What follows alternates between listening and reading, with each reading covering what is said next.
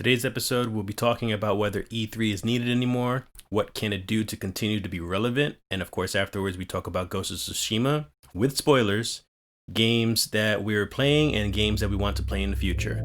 This is the Drunken Guardian podcast.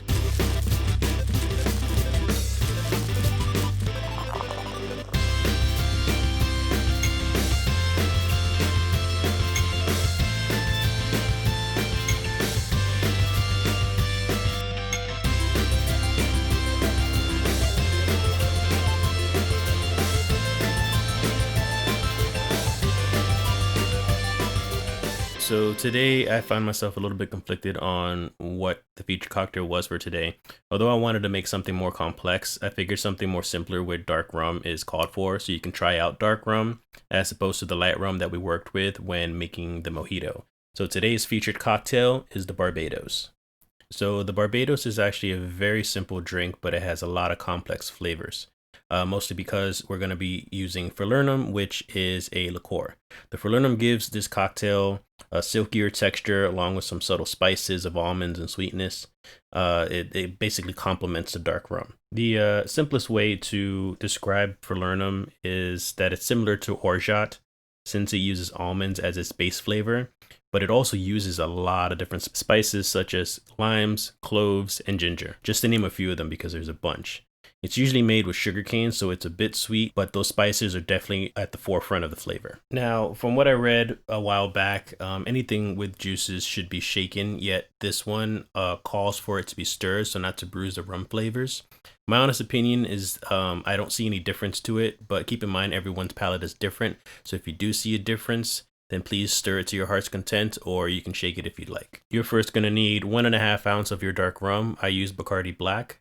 1 ounce of Velvet Falernum, 3/4 ounces of lime juice, and then you're going to stir until it's chilled and frosted on the glass. Then you're going to strain it into your choice glass with no ice, garnish with a lime wedge, and enjoy the rest of the show.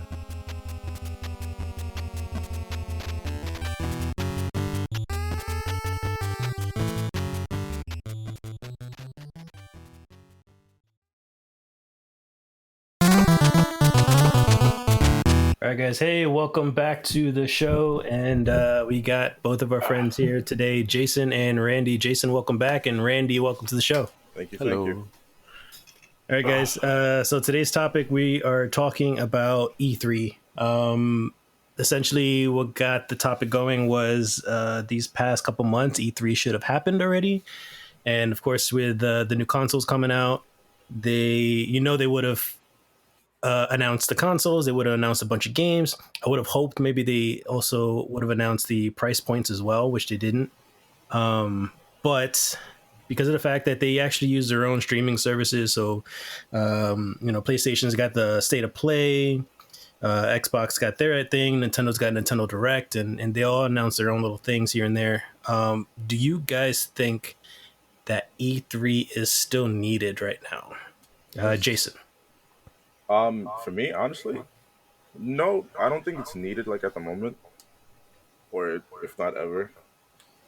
Just like how you said, everyone has their own way of showing off their games now. Sony was like one of the first to drop out, and they're doing well so far. They're showing off the games at their own time, at their own pace, and I kind of feel like it's not, like their reveals aren't as rushed as it seemed like for E3.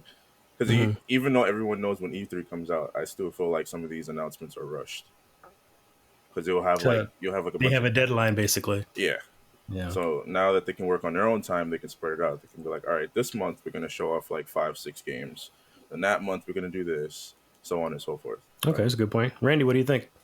Yeah, pretty much with, as you guys said, now that everyone could like stream their own stuff and have their own reveals and such, it's a lot more organized. And the whole E3 thing, I feel like it was a dick measuring contest. Like, oh, who's going to reveal the better game? Who's going to reveal the better like hardware or whatever the case?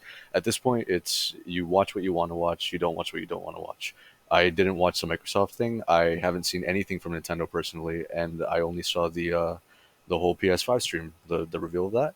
Because I personally don't have an interest in the other two as much as I did before. And with E3, I never really had an interest personally.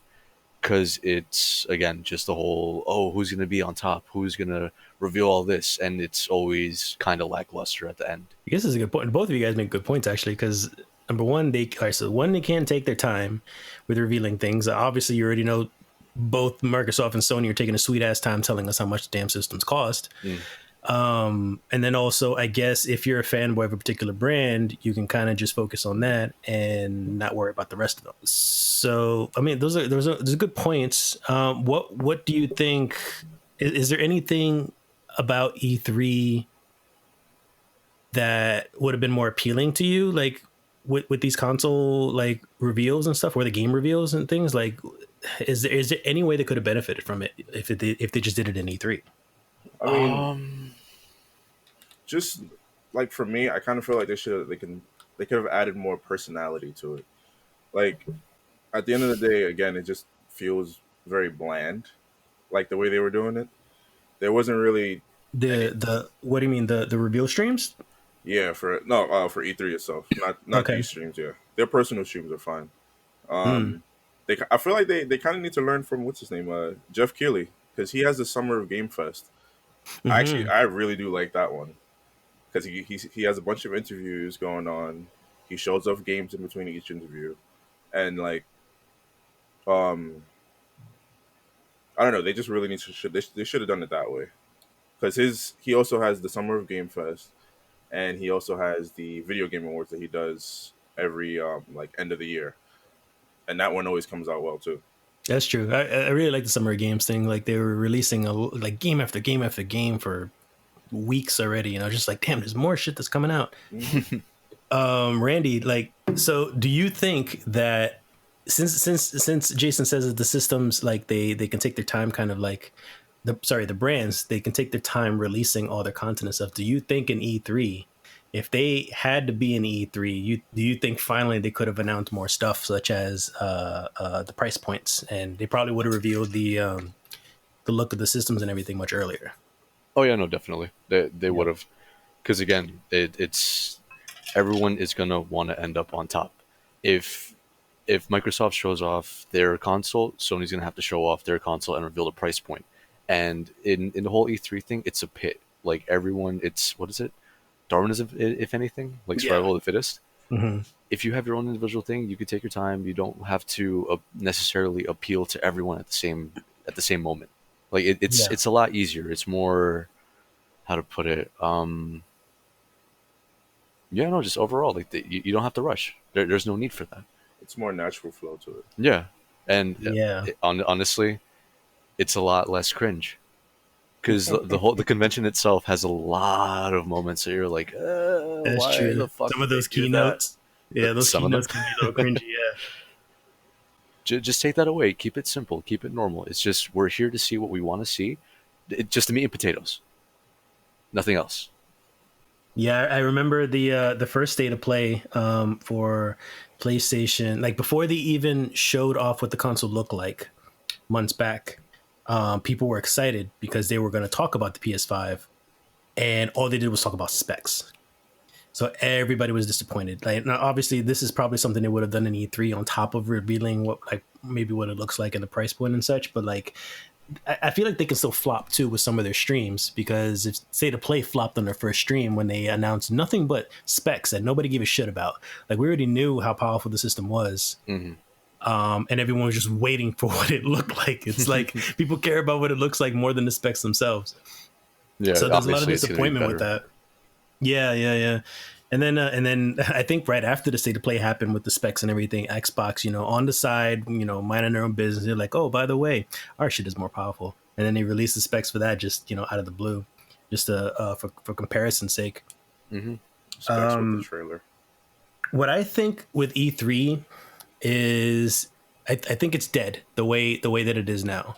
I think it's been dead for a while, especially since they've been dwindling when it comes to like the budgets and changing things and not having as many booths and stuff. I still think E3 should still be around in a smaller capacity, like somewhat like Comic-Con in a way, or like they got PAX and other types of conventions and stuff like that for games.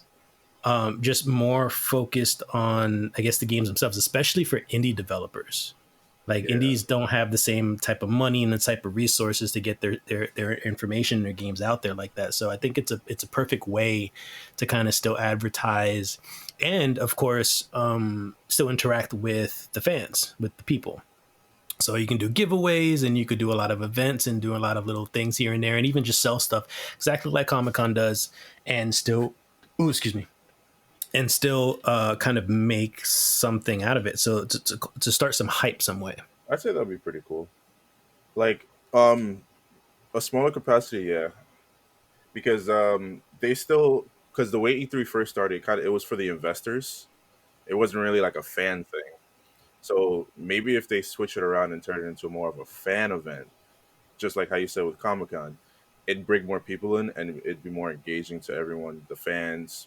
Some of the investors, yeah, don't take it all away, but make it more for the people who are actually buying your products, not just the people who want to just invest money into your stocks. Yeah, Mm-hmm. Mm-hmm. I'm fully on board with that because it's like it has its novelty, and if it's more for the consumer than anything, it's gonna attract more attention. Because if you just want a whole like, oh, money, money, money, we want people to look at this and just really just buy our shit, no, because then at that point it's like the fans' opinion isn't really gonna have any weight to it. Yeah, but I mean that's the way E3 was back then. It was nothing. It was just press basically that they allowed it for, just so they can get their information out there and like yeah, the stockholders they understand what they're putting their money into. I guess is what it is. I mean when did because I have no clue when did they open up E3 for the public? Was it maybe 3 years ago, 4 years ago? Um, was it during the? It was definitely during the PS3 era, like last gen. Oh god, so much longer then. So I'm way off. Yeah, maybe like 4 or 5. You're not that far off. Okay. Yeah, it Yeah, was. I think I was in the military at that point, so I couldn't remember when when they started doing it because I remember. I guess it was while I was still in because I remember wanting to go one day, just travel down to California and do E3 for the first time ever. Yeah. Would you guys still go? Like, you guys would still do an E3? Like, if they still continued with it, but like a Comic Con type of like format and stuff, you still do it? Oh hell yeah, just for the experience at least. Yeah. Yeah. Yeah, I did a Tokyo Game Show once before when I was stationed out in Tokyo. I mean, in Japan. That's crazy. It was so much shit going on, just lights and games and I got to see Hideo Kojima from far away. I was freaking out. I was geeking out because of that. Oh, That was shit. fun. uh, but yeah, I would think even it would be even smaller than Tokyo Game Show. I don't know, but it'll still be fun. They should still bring it back. But the way it is now, I guess E3 is pretty much dead with the way things are. I think also they could make a lot of their money back by just allowing fans and press, for press paying also to get in, just so they can make the money. And either I don't know what the money thing would go towards. I guess for the place that they're renting from, but it would be nice that the money went down also maybe to the indie developers or something like that, so that way they had a incentive to bring the games down there and advertise there or something. I don't know. Yeah. Yeah, that would be good. Oh, sorry. Go ahead. No, you go. It's fine. No, with the whole indie developer thing, it's like a lot of them show up and they don't exactly get the recognition that they deserve or would hope for, if anything.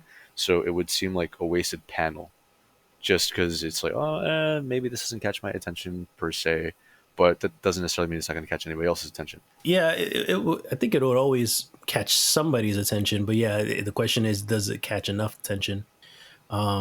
That's the thing too, because a lot of those, like now, or the previous E3s, those big companies like Capcom and BioWare and a bunch of those big companies that have lots of money to spend, they overshadow those companies, the smaller things. So if they, I guess if they, maybe they could do some rules or restrictions or something about how many booths or how many games you could bring in, or um, I don't know. I think it's a good outlet for indie games. and not so much the bigger game companies that they could spend their money in some other type of advertising way. But I don't know. I don't have a solution for how that would work, because I don't honestly don't know how that works. But I feel like it's just a good opportunity for the smaller companies to get their name out there and hopefully become bigger. Yeah, and like the true smaller indie ones, not like the more big name indies like Devolver, you know? Hmm. Like yes, it is still an indie developer by default, but They're pretty big they're still now. yeah. At this point, it's like they're like double A, not even triple A. I mean, Like I think technically Valve is an indie developer, and oh they've got they've shit, got money like Bill Gates or something like yeah, with that's off of Steam. yeah. Because I don't think they use any publishers or anything. They make and publish their own games, everything, right? Yeah. I They don't take think their sweet have ass they time ever with it worked too. with anyone aside from like the Orange Box. No. No, is it no? The Orange Box is just The it's the Orange three Box was a mix games. of those three games, but Yeah, they but it's worked all with Valve, isn't it? Microsoft for that time, right? The Orange Box did it? Yeah. Yes, It it was came on out on the Xbox. Xbox. Hmm. The Xbox, yeah. Yeah, I mean, I know the three games they were developed and published originally by Valve, but when they brought it all together, it was sold by Microsoft, and I think that was the only time they did a collaboration. That was a big deal at the time. That you could play Half-Life on a freaking Xbox. Yeah. There's actually this one indie like convention, well, game convention, but it had mainly indie games there. I went to like 2 years ago. It was called Play Hmm. NYC. Um, Oh, I've heard of it. Yeah. yeah, I think this would have been their third year, second or third year. Their Hmm. second year actually. Their second year doing this. Um, I went to the grand opening of it. It was pretty cool. It was pretty fun. Um, they had a few indie games there that I see now that came out, like Slay the Spire. What else did they have?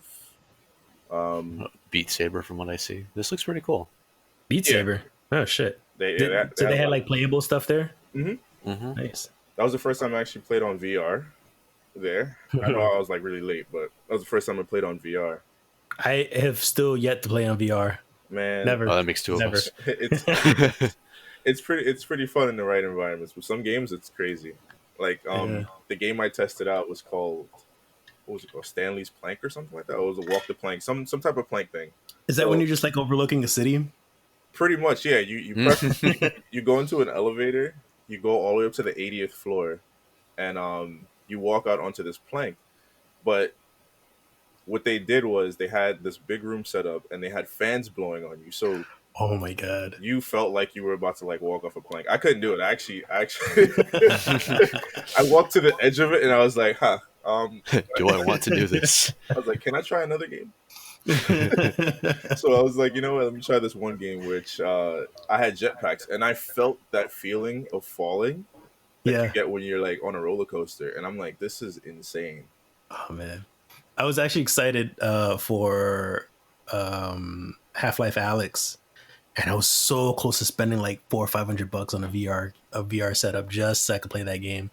Oh, I did But it. but No, please but- tell the story on how you did it, because this is a fucking doozy. No, how Jason got his VR set. oh yeah, okay. Yeah.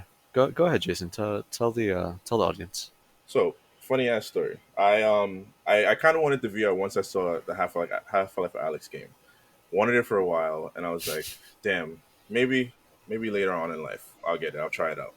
So I was peer pressured by my dream. In my dream, I already bought the VR headset. You know, one of those dreams where you buy something that you really want, and you wake up and it's like, damn, I don't have it. So Hmm. right after I woke up that same morning, I was like, let me go on to the Oculus Quest website. It was sold out for so damn long. That morning I went on, they had them in stock. They literally just got them back in stock. It was a sign. So I was like, you know what? Let me buy it now. I bought it. Pretty fun. It's actually Oh pretty cool. man. Quest was the wireless one, right? Yeah. Hmm. Yeah. So he doesn't get throttled by the cord. I still punch everything in my house though. I actually have Half-Life Alex on that. Oh, I hate you. I want to play that game so badly.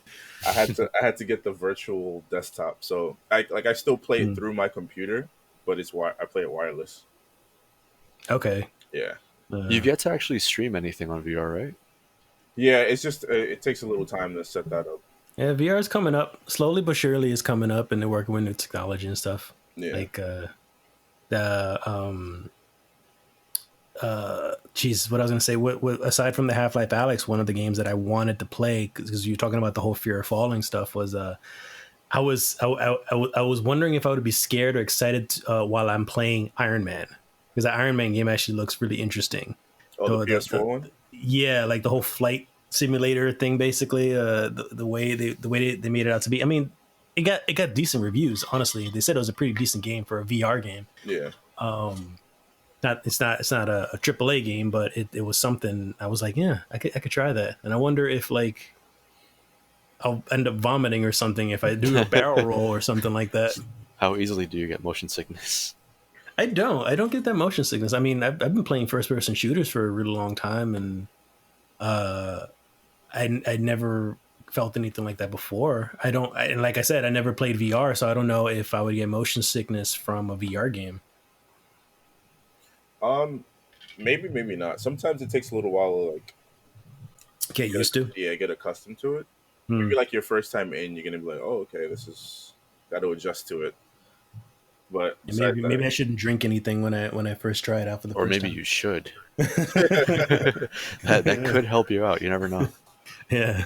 Oh, speaking of, I was going to say, Jason, you should probably get your soju, and then we should all have a drink together, my soul. just for old time's sake. For old time's sake. Are you drinking something, Randy? Me? No, I was waiting for the recommendation. Uh, I just didn't want to like throw it in the middle of the conversation earlier.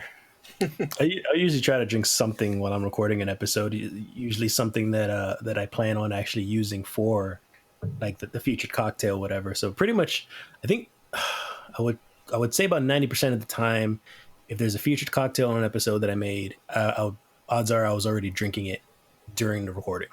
Ah, and here I am drinking air. Here's no good. Alcohol's better. Oh, yes, yes, yes, yes. Drink responsibly, guys. Speaking of Iron Man, are you guys looking into that Marvel Avengers game? I mean, I pre-ordered it yesterday.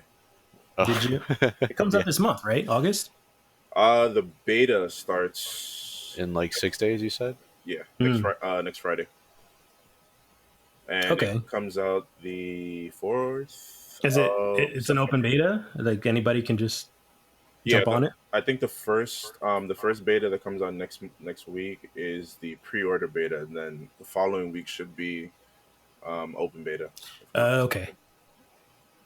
Huh. I But might yeah. look into that. I actually also looked into the whole Final Fantasy thing, doing it online. The free version isn't gonna come out till August 11th. Oh, when the update So comes out.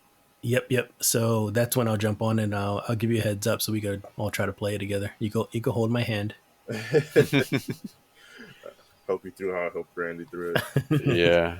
Randy, you played too? That was my second playthrough because the first one I honestly don't remember as the password. I remember the email, but not the password. So trying to Mhm. get in was an absolute bitch and a half. But then when I finally figured out how to to reset it and everything, I had already tried too many times to get in. So they were They like, lock you out. "No, let's not allow you access."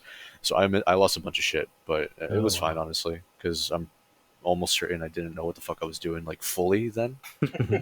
I mean, maybe, probably. I did play WoW like a lot religiously actually prior to that. But yeah, no. When I got my PlayStation, I got 14 because peer pressure, of course, Jason, and it came with like what 30 days free. I Yeah, think it usually does. it was the base game and the two expansions, and within 20 days of like on and off, I got past the base and like what halfway through the first ish. Heaven's Ward. Yeah. Yeah, I made pretty good progress. Okay. All right. So a good month. I should put in a good month on it, hopefully, and catch up to you guys. Yeah. Yeah, no, It's definitely. not going to be a replacement for Destiny for me. So Oh, of I'll course. still be playing Destiny first and get my shit done, and then jump on Final Fantasy maybe just whenever you guys are on or something. Yeah. Yeah. I'm at Endgame already. I'm just waiting for the next update. So Are there a lot of raids? Is there one for like every expansion, or did they release a lot more than one per expansion, or what? Yeah, there's a couple for every expansion. For main game, there is what is it, like two raids, a couple like main like 24 man raids. I think there's one for the base game, and each expansion has like two or so. And there's actually a lot of dungeons, like Oh yeah, a Okay. crap ton. and the thing is, it's like you don't get them all by story. You could Uh-huh. like just find a random side quest, and they're like, "Hey, this dungeon is now unlocked for you. Do something in it for the quest." How much? I mean, how much? How long are the dungeons? Are they like raid quality, or are they like short No, in the versions of it? first Or? one, they're like what, 15, 20 minutes. They're Hmm. actually really really quick. Yeah, like, the low Okay. level ones are really like they give you like a 60 minute time limit for it, and You don't need the 60 minutes. yeah. But the higher level ones, you may, depending on the group that you have, you may or may not spend like, I'd say like 45 minutes See, almost. that's a good time. I Oh like yeah. long ones like that. This is why you guys got to get on Destiny, because like Destiny's got some amazing raids. But they just started this new thing about a year ago.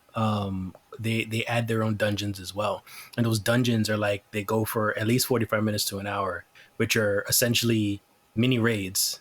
Like there's boss encounters, there's puzzle encounters, there's like hard ass enemies and stuff like that. It's a lot of fun, and you get some great loot from it. Oh, they changed up the game on me. I haven't been Oh on it in yeah, a it changed while. up a lot. Yeah, there's a lot you can do. I think if you guys hadn't played in years, or like when Vanilla Destiny 2 came out or something, I think you'd probably be overwhelmed with everything that they're going to offer now. Yeah, no, I only played like I think a month or so into Hmm. Destiny 2 when it came out. Yeah, and I can understand if you stop at that point, because I was disappointed. As much as I am a fan of the game, I was sad because they cut out so much shit, and they changed mechanics and features of stuff that they should have kept from D1 and move it to D2, and it didn't. So they fucked up D1 vanilla like off the bat, and they slowly had to redeem themselves again. They're coming out with another expansion in November. It was pushed back because it was supposed to come out September, and uh, that one's supposed to be huge story wise and content wise. Because story wise, we're gonna get to play with darkness powers, like dark powers, instead of Ooh, like just being light powers. Yeah. So essentially, the story is like, you know how like you're resurrected from the traveler, and you're a being of light, right? And yeah. they always talk about light in the game, and they always say that the darkness is bad. So the darkness had finally showed up in our solar system, and they come in like these forms of these pyramid ships, and they're invading us now, and they're slowly kind of feeding us information. And you don't really quite know what the information is, but what they're trying to what we're slowly understanding is that the darkness isn't bad. It's just another side of like the same coin. So it's like you eventually will get dark powers and play with both at the same time. Hmm. Yeah. So it's like a whole philosophical thing. You know, darkness is not bad, lightness is not good. They're both equally the same, and they both have to coexist with each other. It's just Stuff like how that. you interpret it, if anything. Hmm. What else are you playing, Randy? Me? Oh, aside from Ghost of Tsushima and King of Fighters, that's about it. I was trying to 100% Okami. I Oh have man, I not done love that that in game. so fucking long. I think I haven't played in Come. like 3 months. And mind you, I was on a fucking roll. Like I would just do that Yeah. non fucking stop. Is that on your Switch or? No. It's on my PlayStation. I played it Okay. when it came out for the PS2, and I absolutely Uh, fucking loved it. I yeah. tried to get everything that I could as a kid. Then, now as you know, as a big boy, um, I'm finding things that I didn't even know were like part of the game, and I was like, "What the fuck? Like, where was this?"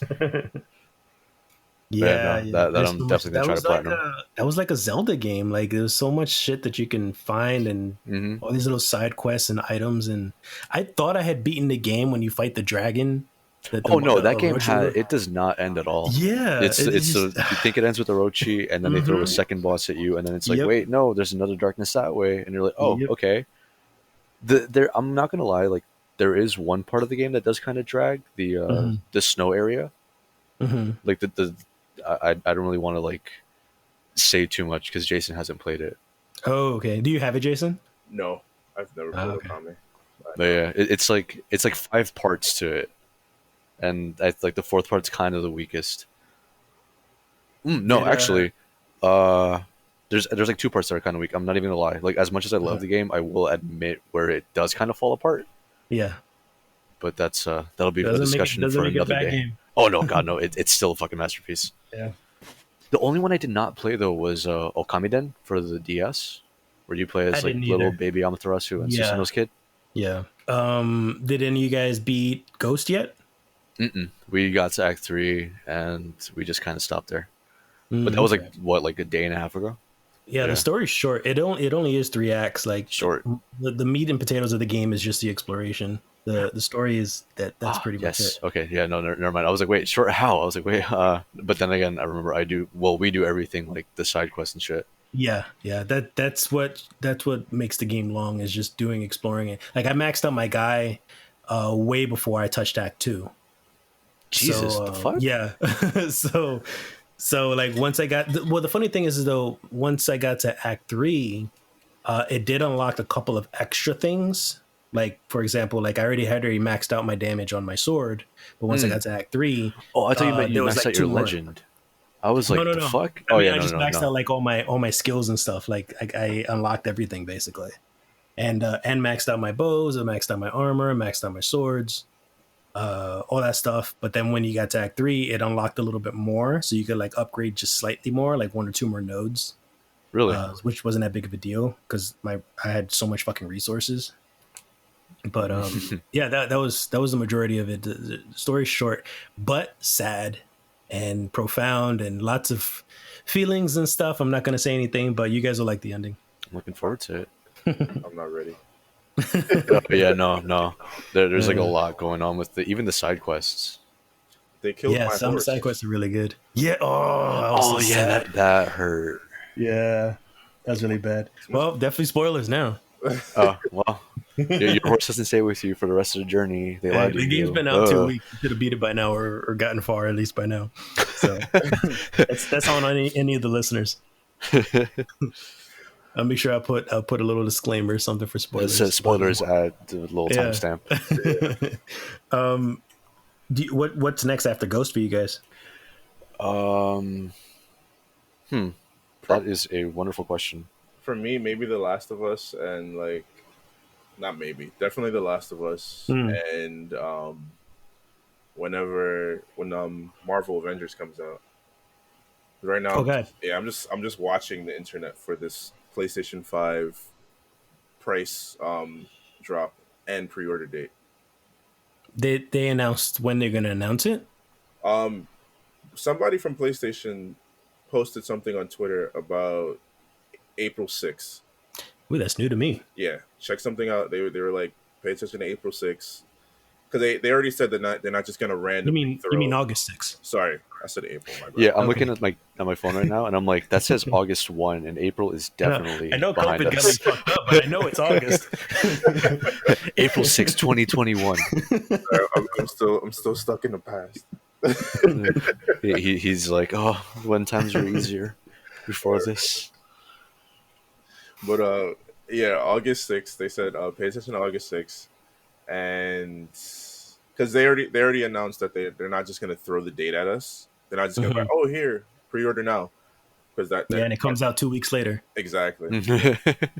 So they're gonna give us a date when they're gonna tell us the date. Okay. A date we'll for see. when they're telling the date. Yeah, that's funny, right? There's layers to this shit. A whole lot. So big ass onion. Yeah, all we Right. need is date and price. I mean, I think you could already assume that it's going to come out in November, if not December, because there are some games that are already coming out in November that are going to be backwards compatible, Yeah.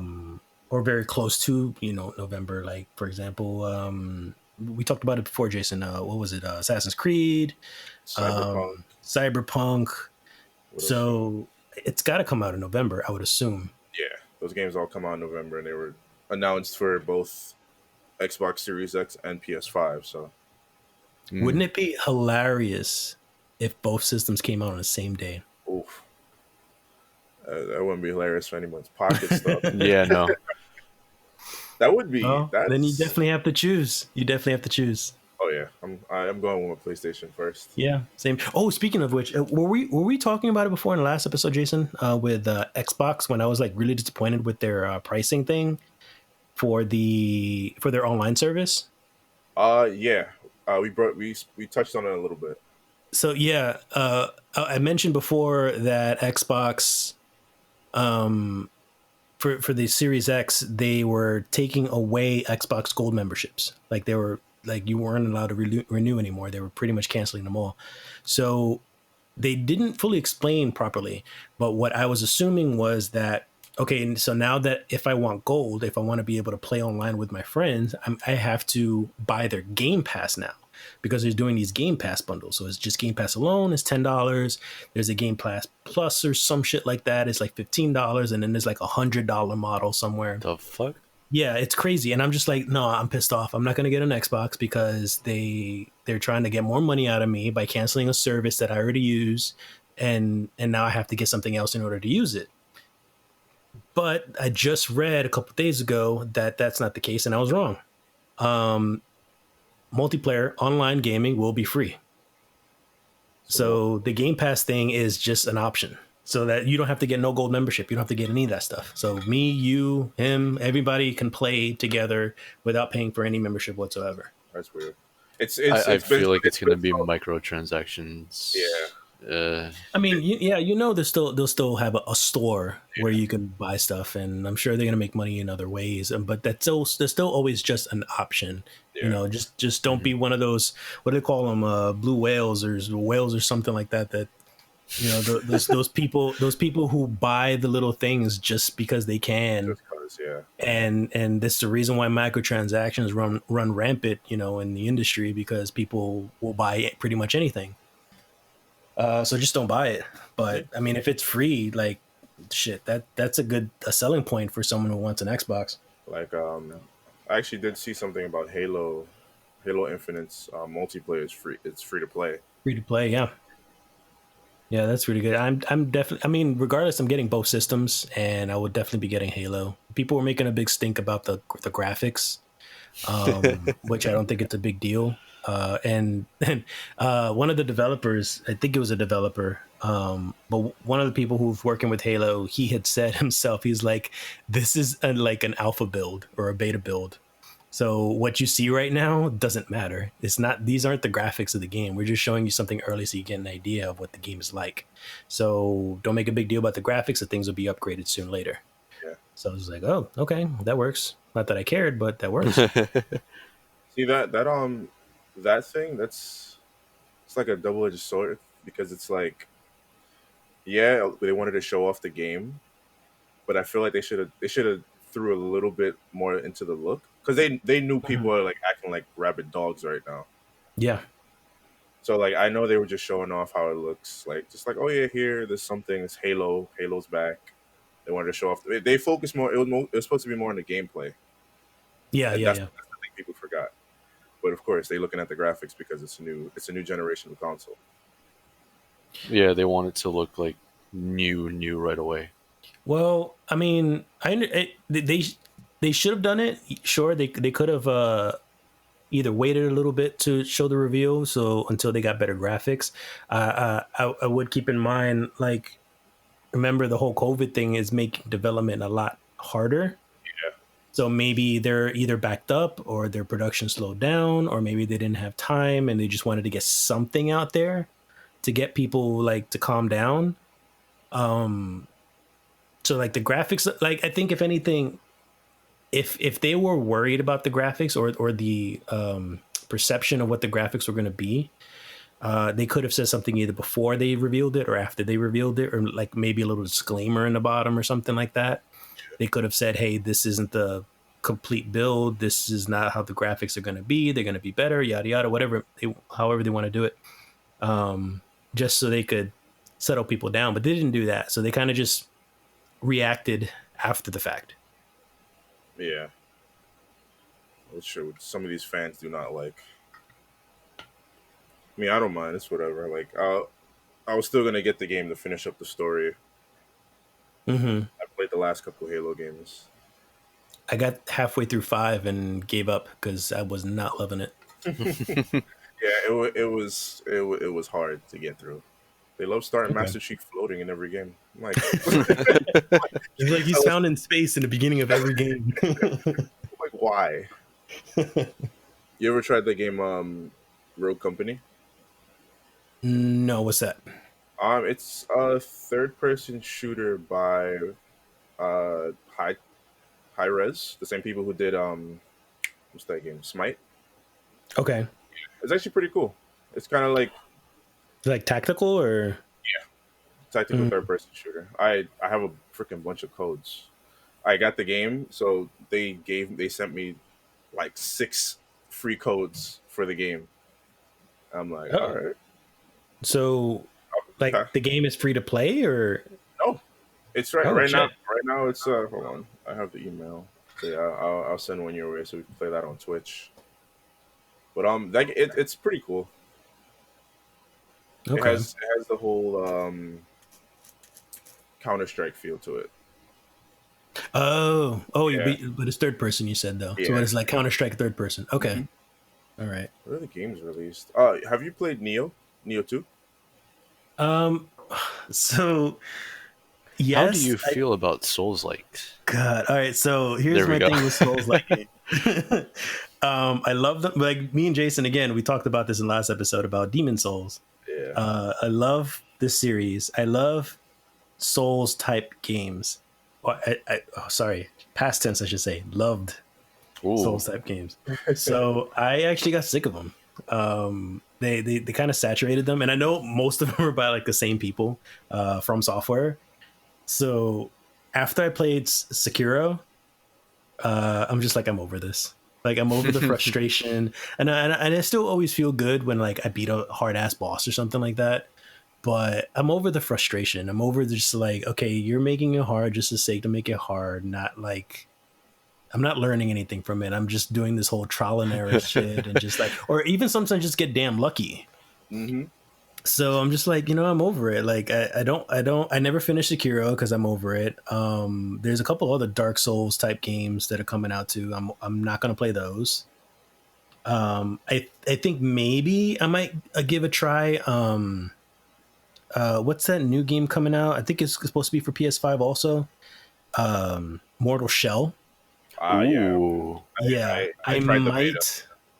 Oh, so you tried it? Yeah. How was that? It's actually really good. It's pretty unique. It's not what you think how it's going to be like the same Souls thing.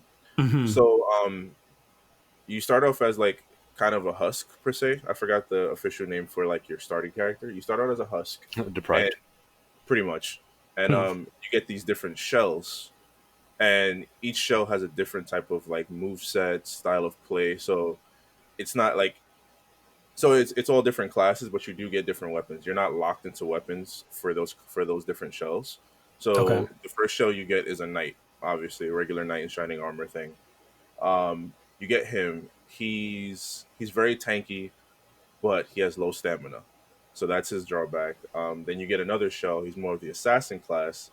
He has a dodge roll, which he fades to black and disappears and comes back in.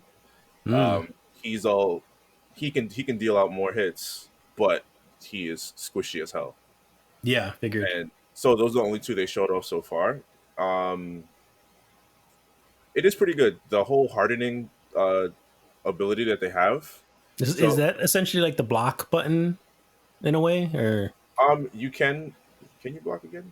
Oh yeah, it's kind of like the block button, and it is you cannot abuse it. I tried. Oh, okay. So there is a time limit on it that you can hold yourself in a hardening mode. You hold it down, and I think it's like maybe like 3 to 4 seconds.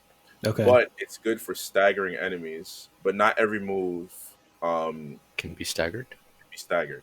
Okay. Ooh. And there's a parry system.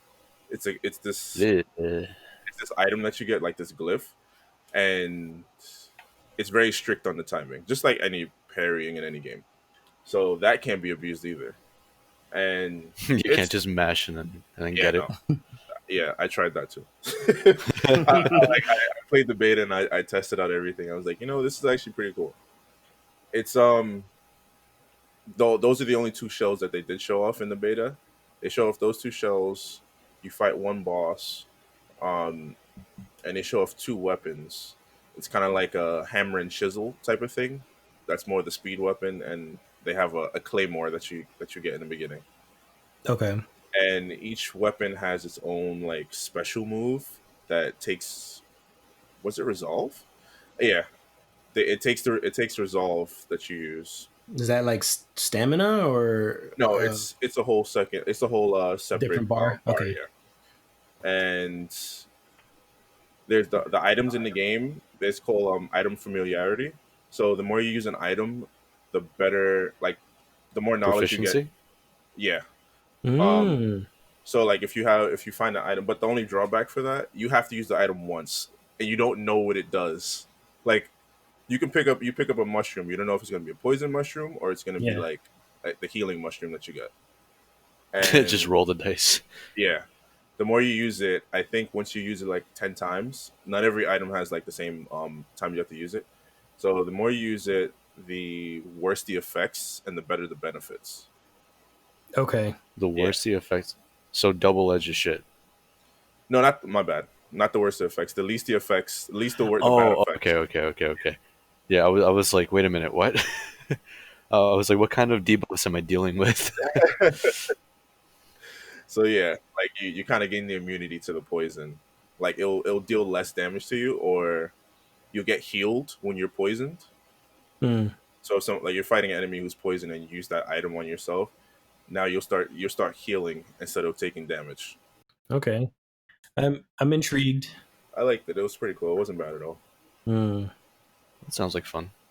Yeah. Oh, all right. Speaking of parrying, that kind of reminded me that Ghost added the new difficulty, lethal. Have you I tried heard- that, Danny? No. So I wanted to because I had promised myself I also wanted to try Kurosawa mode. Oh, the black and white. Yeah, the whole black and white thing. So I might go back to it eventually and do it, but right now I just jumped onto this super. I think it's an indie game because I never heard of the company. But you ever heard of Maneater? Yeah. Oh The yes. shark I saw game? you playing that one. Yeah, It's hilarious. yeah. So it's essentially GTA, but you play as a shark. Oh, that one. Yeah, yeah. So as soon as I beat Ghost, I kind of just jumped onto the next thing, and then I heard about the DLC. So or I guess I wouldn't The call update. it DLC, but the update, yeah. The patch. So I might go on it later on and try it out.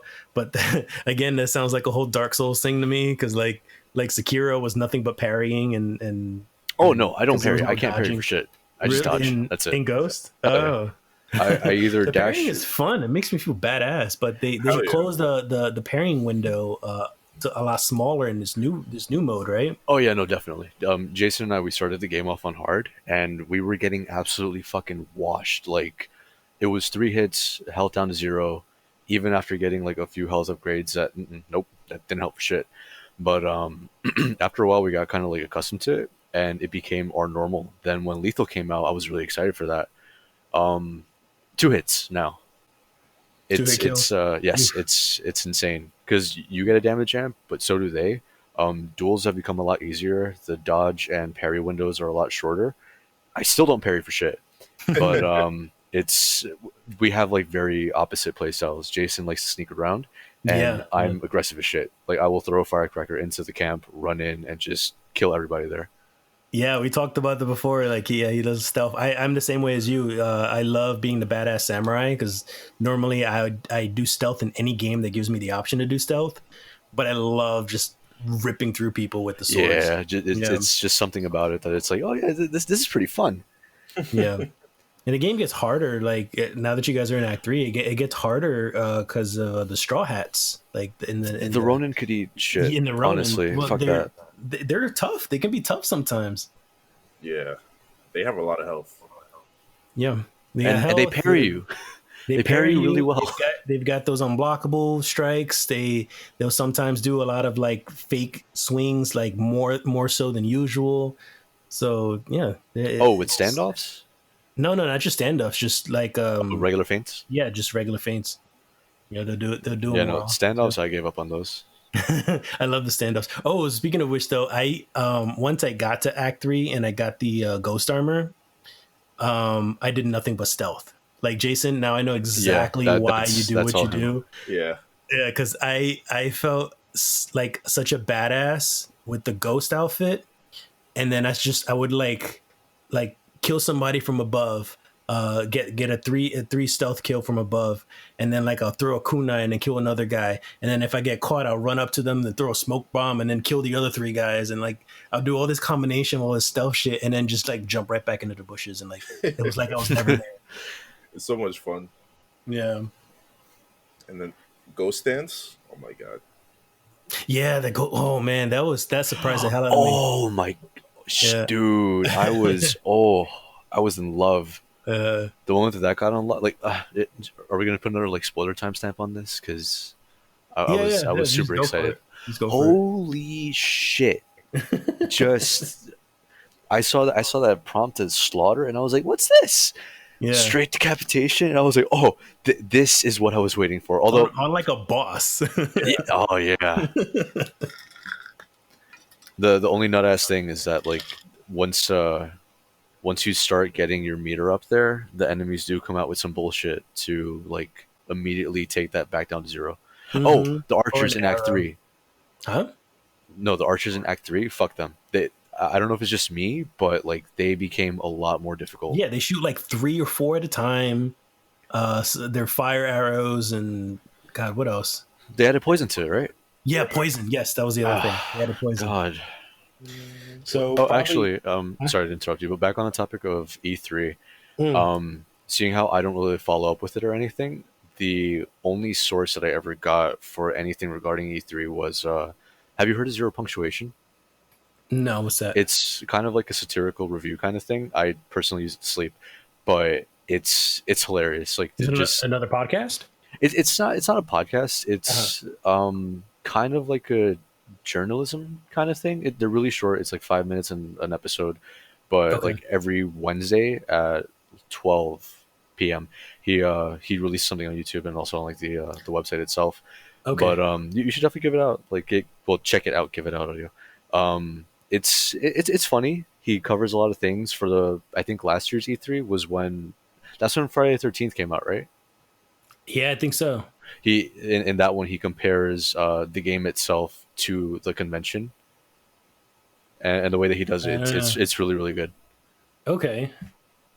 This was something recent, or he? Oh no, talked about that last year? he's been doing this. That was last year. He Okay. covers it every single year, but he's been doing this for years now. Like I think since I want to say 2008. 08, Well, 07, right? Yeah. what was it called Yeah. again? Zero Punctuation. He even covers Maneater if you want to check that out. Maneater's fun. That game would never be like a game of the year type of thing, but it's like it's a fun way to pass the time. There's a lot of like it's most I feel like it's mostly a collectathon than anything else. Like it's nothing but you collecting like license plates. You're looking for you're biting these signs to kind of like to unlock these like sightseeing areas, or you're killing like hunted animals or fish, like different sharks, different alligators, and all these other stuff. And then of course it's the silliest story because you first initially play as the mama shark, and you attack this guy, and this guy is like this world-renowned shark hunter or something, and gets killed by the he kills the mom, and the baby is basically like cut up a little bit and bites the guy's arm off, and then the baby, you play as the baby, and you're out for revenge for your mom's death. Oh my god. So whenever you see the guy, it's almost like he's being filmed in like one of those shark like documentary series, like Shark Week. Yeah, that's basically it. So like he's being recorded by a crew, and then your encounters are you like fighting the guys or these shark hunters and trying to get closer and closer to upgrading and leveling up to get powerful enough to fight him.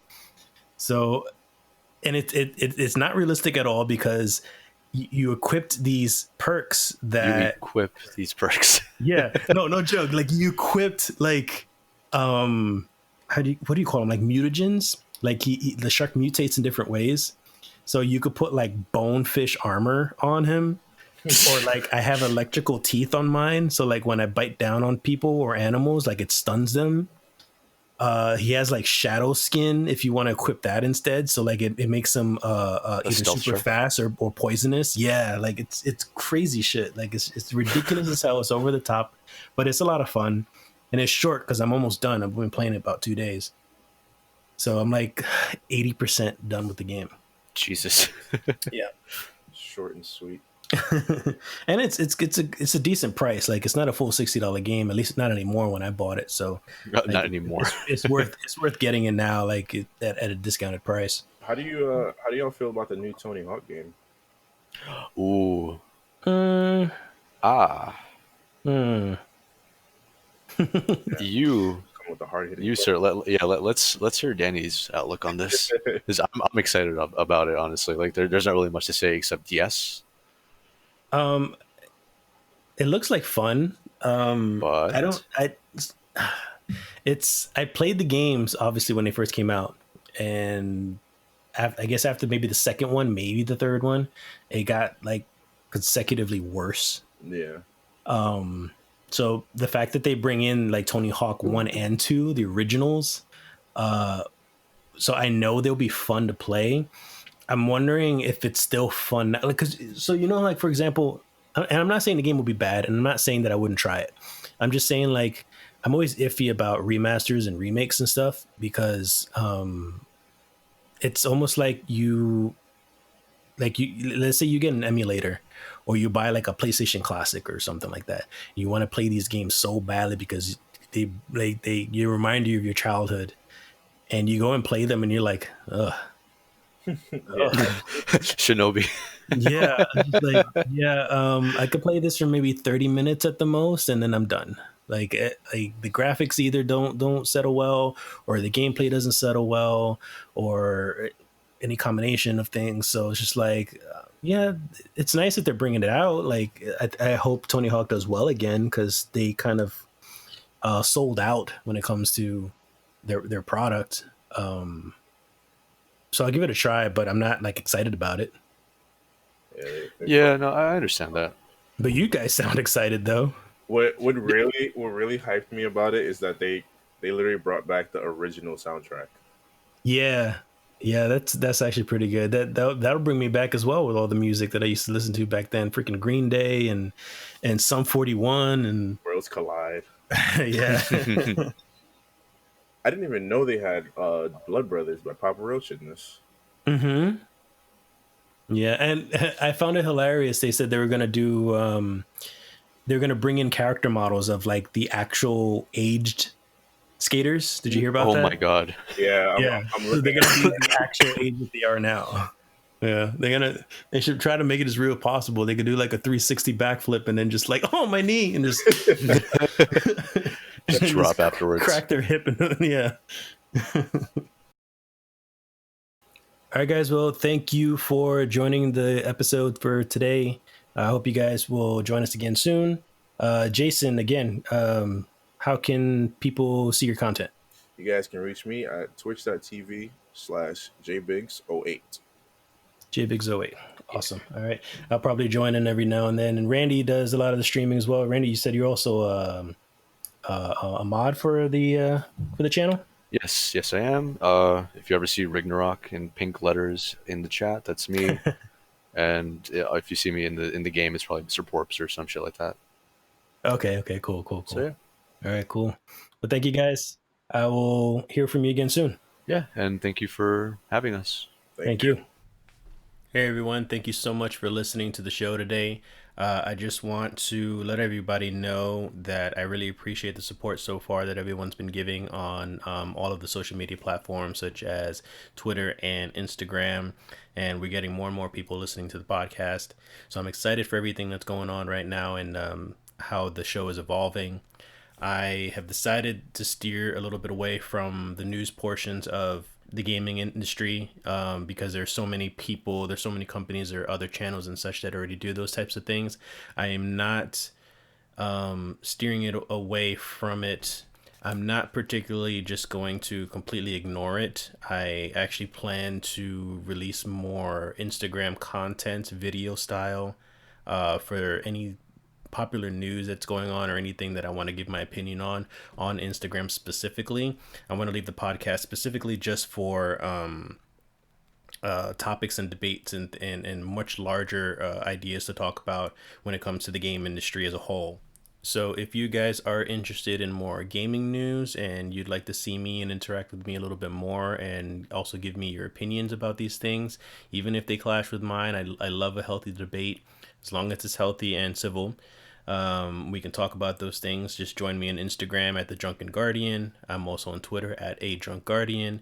You can visit our website, which is thedrunkenguardian.com, which it'll help you educate yourself a little bit more about all the alcohol that we talk about, all the cocktails we talk about, the liqueurs and such. I'm also thinking about putting directly video game reviews into the website itself, so in written form, not in video form like I would in YouTube.